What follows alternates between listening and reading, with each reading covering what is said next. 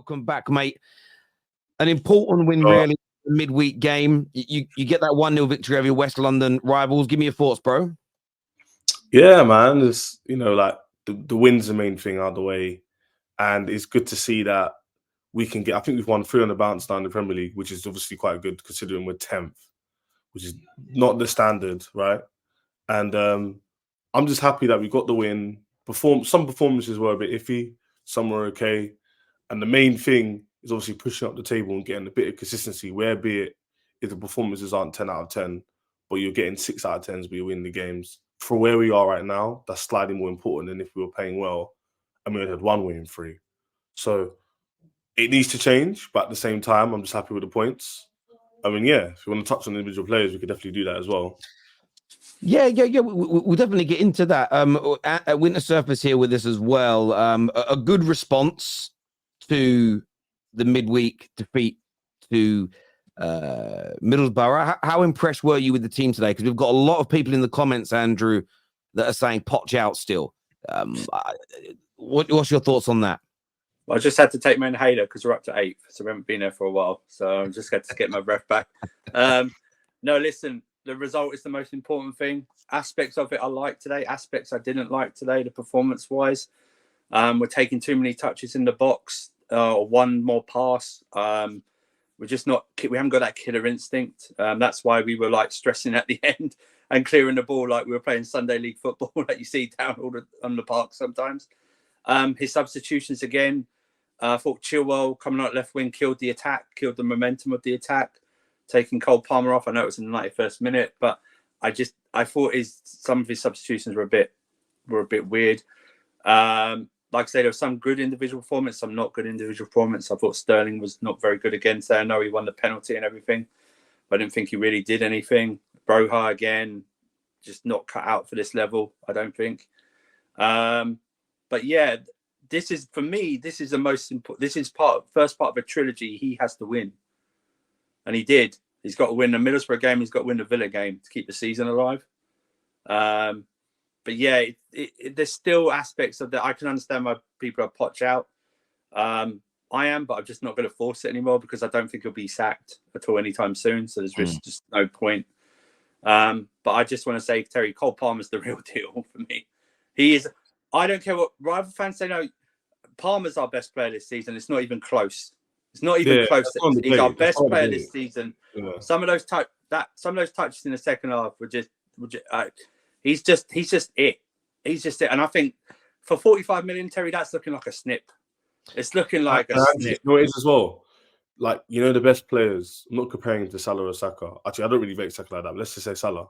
He doesn't perform in most of his games. He scores 10 out of 10 and takes them. But what he does is he comes up with a clutch moment, a bit of consistency in the game that ends up winning the team the game, right? That bit of a difference. And that's why Palmer's been rated from us. Not because we're saying he's the best player in the world, right? But when he needs to be clutch and perform and have a good pass or a shot or an assist or whatever, he actually delivers very, very consistently. I think he's got quite a lot of GA in like 18 games. He's only played like 18 games. And he's already like one of the top performers in the league. In his first proper full season. He's never played at a professional level before, consistently. City, I think, had a handful of that Premier League experience. So that's why I rate him. And that's why eye test means more than the stats. Because if you use your eyes, you see Palmer gets involved, not as consistently as you want. And if you use your stats as well, he helps contribute towards wins. So yeah, him. And also, Terry, people don't like to speak on Caicedo and Enzo. When they play well, no one says a word. And I'm going to mention it because I got people here, obviously a bit salty, Chelsea at 8th now, whatever. Enzo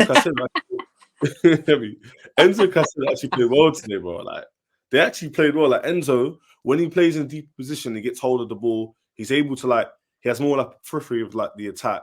And he could distribute balls out. And I thought he was solid today the whole game. I don't think he did much wrong. Caicedo as well, a bit lax today with his tackling.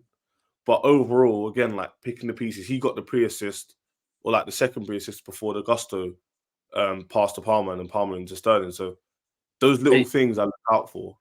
And that's what I want to see, man. If it works moving forward to play them two, make it work. But again, Conor Gallagher, this is what I said to you, Terry, before, when you were telling me the other week, he could be replaced.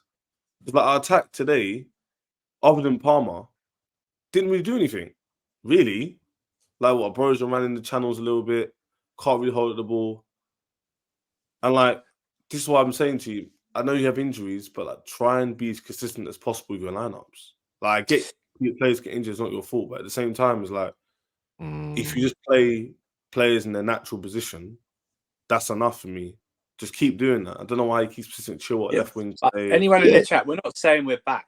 We're just, we'll get on some other subjects in a minute. I just want to keep it on Kyle Palmer for a minute. Yeah, look, I agree with what you boys are saying. I think that when you look at young players, Kyle Palmer is the standard if you want to start talking about maybe not so much generational talents, but when you want to start talking about an individual that's a phrase that's probably used too much without any clear definition behind it is he's not a Chelsea player. He's not a Man United player. He's not an Arsenal player. He's not a City player. And what we all mean by that is he isn't going to be good enough to elevate a team, the team he's at, ever anywhere close towards being consistently competitive in the Champions League and maybe winning the Premier League title. Kyle Palmer is. Kyle Palmer is absolutely mustard. And look, some people will say, well, you've got to discount his penalties. No, penalties are real goals. We're not going to do that. And I love what you said, Ches. It's just he's constant involvement in the game. He's constant. And sometimes it's a little flick around the corner. Sometimes it's the touch and the way he holds the ball up and feeds it into somebody else. Other times it's beating a man. Other times it's breaking a line with a pass. He is consistently involved in what is the most important element of his game, helping to create and or score goals. So listen, his pressing is good at times. He wins the ball back well. And all of these things are good. But the most important element of his game from when in possession, he's breaking those lines, creating those chances, scoring those goals. And again, he got 100% record of his penalties. People laugh at that. Well, if he only had a 50% record, you miss today, you don't win. This is the crazy element. Imagine being criticized. Imagine being criticized for being good at something. And there's a comment here from Twisted that I love, but makes me laugh at the same time. That's his bloody job. Well, then why the hell are we praising Lionel Messi and Cristiano Ronaldo?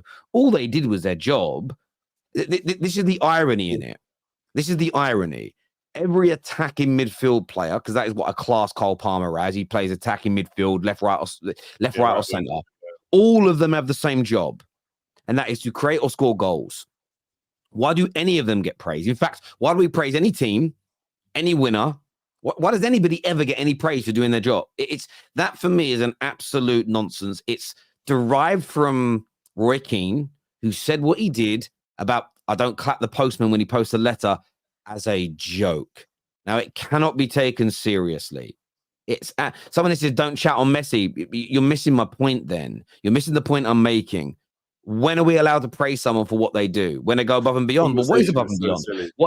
What is above and beyond? Well, Cole Palmer is, I think, the second highest goal scoring or creating under 21 in Europe's top 5 leagues. Europe, 100%, So he's outperforming his peers across the board. So that don't count because he's doing his job. And also in a Chelsea it's an absolute crazy nonsense. Cole Palmer has been amazing this season. He's one of the signings of the season out of all of the Premier League clubs. And I don't necessarily think that City are sitting there and regretting it. No, because they have a brilliant squad. They can afford to cover it. But what a steal at £45 million. Yeah, like what a bargain for us in terms of we didn't expect it from him. Everyone was probably thinking when he got signed, what's Palmer going to do? I remember the reaction. Literally, what everyone was saying was, your squad's already inexperienced. Why are you spending now on £50 million another inexperienced winger, right? And then I kind of agreed with that because obviously I'd never seen him play before properly, other than the Community Shield where he scored a banger. And then he comes in, and then even within the first few games against, was it Nottingham Forest in summer, he was one of the better players when he came on the pitch. And that was one of his first games with Chelsea shirt.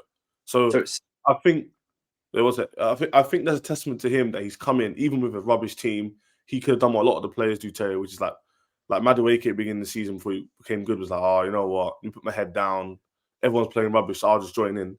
Palmer's been the only player I can actually say, even within this dross of players, he's actually been the only one who stepped up consistently since the beginning. And I think that says a lot. In the future, people remember when he helped us in these bad times. So I just appreciate him for that. To get me that. So that says a lot. That says a lot about him. and it's not a good look on some of the other players in that squad. Yeah, exactly. Yeah. You know what I mean? That says a lot, because you would think you would give him a bit more. He'd maybe see it as a bit more time to settle in. He's come down from. I know it's not like a ocean away, but he's come down south. You know what I mean? He's in a new area, stuff like that. A new team. It's a struggling team, but that just says a lot. And maybe that's the strength of what Pep does to even like the players that are on the outside of his squad, that he gives them enough confidence to go anywhere in the league. And I totally agree. And quite a few people in the comments are saying that, you can't forget his poor performance midweek. He's 21 years of age. He's 21 years of age, and in his first full season as a pro, he's going to have some bad games. Equally, no one of his age should be the star of a team. No. If we take the consensus GOAT of all time, Lionel Messi, at 21 years of age, he was out of this world. Yeah. But look at the senior players around him in that team that were also helping in those games and in moments where he may have been slightly off, because he didn't score at 21 years of age. He wasn't scoring 80, 90 goals in a calendar year. It was later in his career that level came. And that's looking at the best to ever do it. So if the best to ever do it when he was younger was inconsistent by his standards, to not expect that from other young players is an absolute abomination of an opinion. What we're talking about is, for a 21-year-old, what a signing he has been.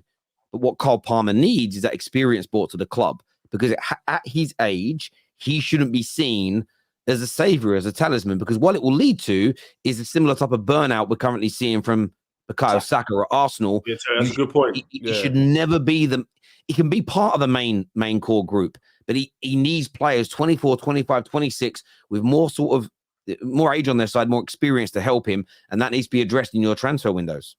Yeah, and on your point, to piggyback your point, if other players were stepping up like he was, not to the same level, but being more consistent, then Palmer might even flourish even more, because less burden on him to do what he's doing right now. But it's the fact that none of our attackers, Terry, are consistent like he is.